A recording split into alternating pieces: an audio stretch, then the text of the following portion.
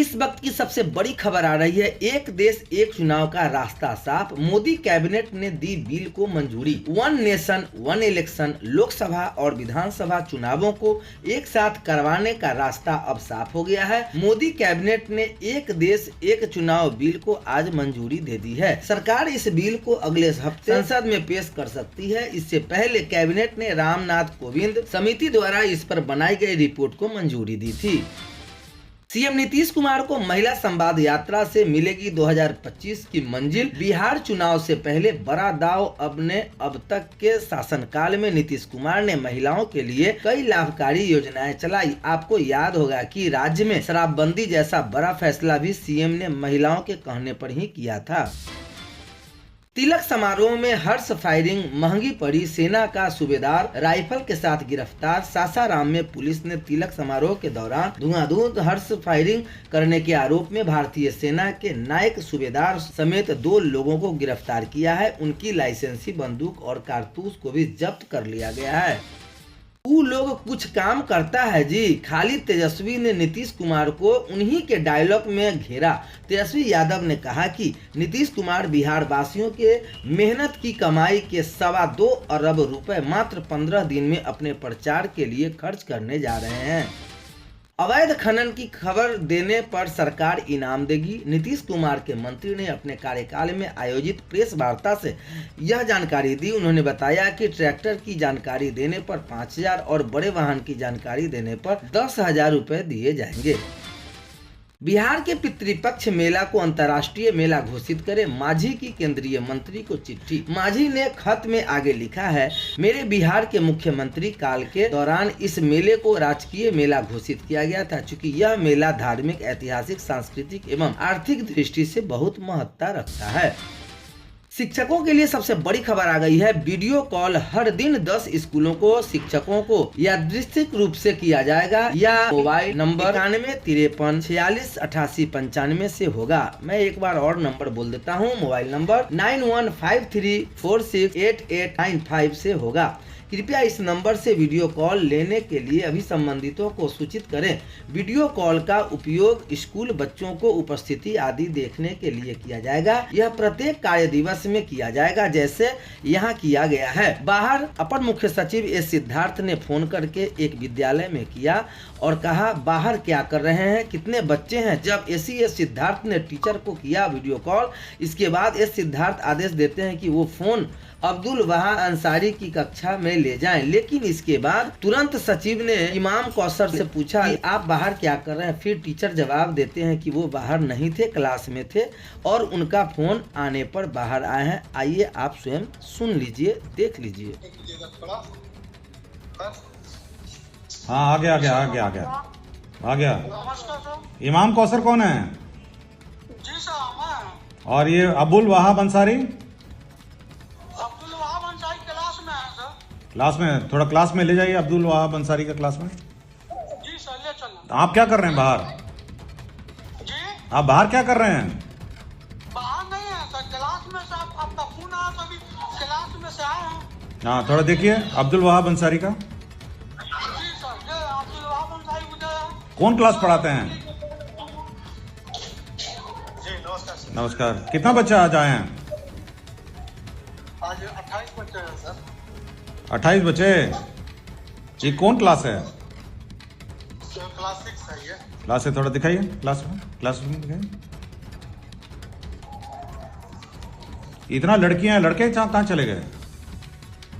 लड़के बड़े कम हैं। लड़कों का बहुत कम है यहाँ पे, लड़कियों का ही एडमिशन ज्यादा है। क्यों?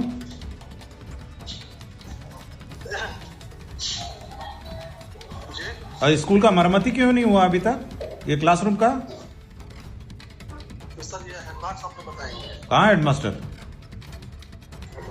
जी सर, सर ये मरम्मती काहे नहीं हुआ स्कूल का? जी सर, लीजिए बात कीजिए हेडमास्टर से। जी सर, प्रणाम सर। स्कूल का मरम्मती काहे नहीं हुआ? जी, स्कूल का मरम्मती क्यों नहीं हुआ? मरम्मती तो हुआ है सर, फर्श का। ये ऊपर व्हाइट वॉशिंग, सफाई पोताई। जी सर, फिर से बताएं। नहीं, सफाई क्यों नहीं हुआ? White washing. क्षति हुआ है साहब, मरम्मती हुआ है। मरम्मती कहाँ, सब तो फर्श का केवल वेंडर को दिए थे ना जय साहब, तो केवल फर्श का करा के गए हैं। और बाकी फर्श का मतलब दिए थे, बाकी नहीं किए। आज टोटल बच्चे कितना है? सुबह ये हुआ था, प्रेयर हुआ था, प्रार्थना सत्र हुआ था।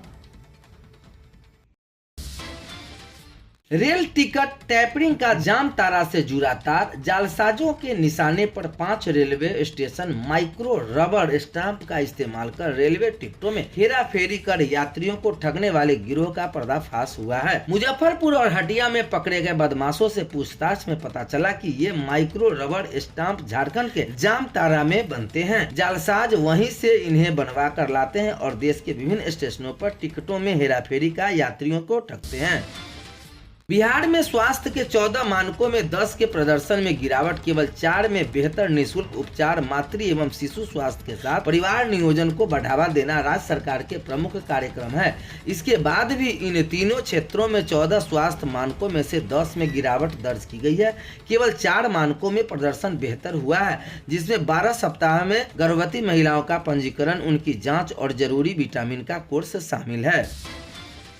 अमीन पद पर बहाल 271 की उम्मीदवारी रद्द, परीक्षा बोर्ड का फैसला, सामने आई बड़ी वजह। बिहार संयुक्त प्रवेश परीक्षा पार्षद द्वारा आयोजित अमीन भर्ती परीक्षा में चयनित 271 उम्मीदवारों की उम्मीदवारी रद्द कर दी गई है। इन उम्मीदवारों ने निर्धारित समय में योगदान नहीं दिया था। राजस्व एवं भूमि सुधार विभाग के इस संबंध में बुधवार को आदेश जारी किया। बता दें कि राज्य में सरकारी अमीन की कमी को देखते हुए इसकी बड़ी संख्या में बहाली की गई थी।